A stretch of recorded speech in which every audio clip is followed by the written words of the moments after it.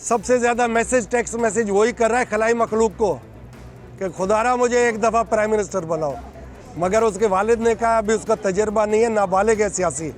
तो उसकी जगह मुझे दो, अगर कभी मौका बना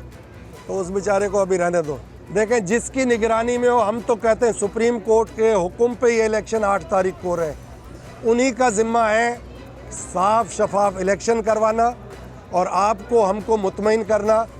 और ऐवानों के अंदर वो लोग आए जो आवाम के वोट से आए। ये तो रिफाइनरी में जाएगा पेट्रोल, गैस डिस्ट्रीब्यूशन में जाएगा जो नेशनल ग्रिड है उसमें, तो ये किसी एक सूबे को या एक ज़िले को या तहसील को कोई भी आउट ऑफ वे नहीं देगा। मगर इतना ज़रूर है कि उसके अंदर डेवलपमेंट फंड्स इधर मिलते हैं, तो जिससे डेवलपमेंट होती है तो ये फ़ायदा ज़रूर है, जिस तहसील में है या जिस ज़िले में, वो हर सूबे में यही हो रहा है। सबसे पहले मैं कहूँगा हमें पाकिस्तानी होना चाहिए, एक कौम बनना चाहिए, उसके बाद एक दूसरे को बर्दाश्त करना चाहिए, हक तलफी नहीं करनी चाहिए, जिसका हक है उसके दरवाजे पे देना चाहिए, तो सुकून हो जाएगा, मुल्क भी भाईचारे में चलेगा, अमन में चलेगा। देखें, मैं एक छोटी सी मिसाल दे दूं, हम लोग 3 नुमाइंदे थे सिंध के जिन्होंने वफाक में अपना किरदार अदा किया, और हर थोड़े अरसे में कोई ना कोई इशू जो था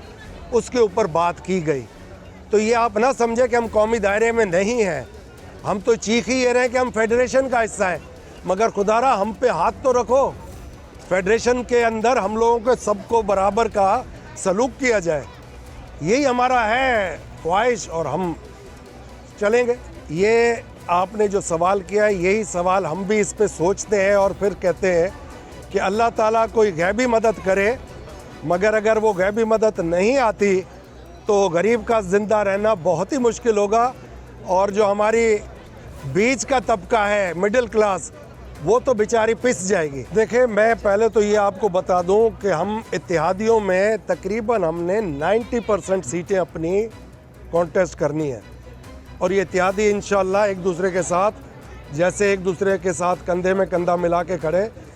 इलेक्शन के वक्त भी ये अच्छा रिज़ल्ट ले लेंगे। दूसरी चीज़ ये मैं कहूँ कि हमें फेडरेशन में हमारे हैं 4 सूबे और मरकज़ है, तो अगर हम फेडरेशन का हिस्सा हैं तो हमें फिर फेडरेशन के हिस्से में एहसास महरूमी का शिकार ना किया जाए,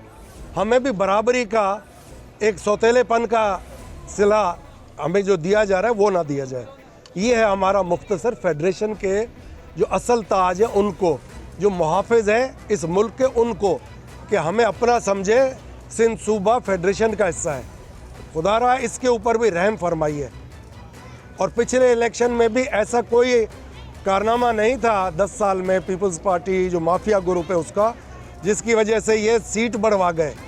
तो एक बहुत ही मैं समझता हूँ सोच विचार के बाद हम सब ने ये फैसला किया कि हमें यकजा होके आगे चलना चाहिए, कि किसी दूसरे को भी ये मौका ना मिले कि आप लोगों के वोट बट गए। हम वोट बंटवाएंगे नहीं, एक ही जगह रखेंगे इंशाल्लाह, और रिज़ल्ट लेना चाहेंगे, सिर्फ हमारे साथ इंसाफ किया जाए।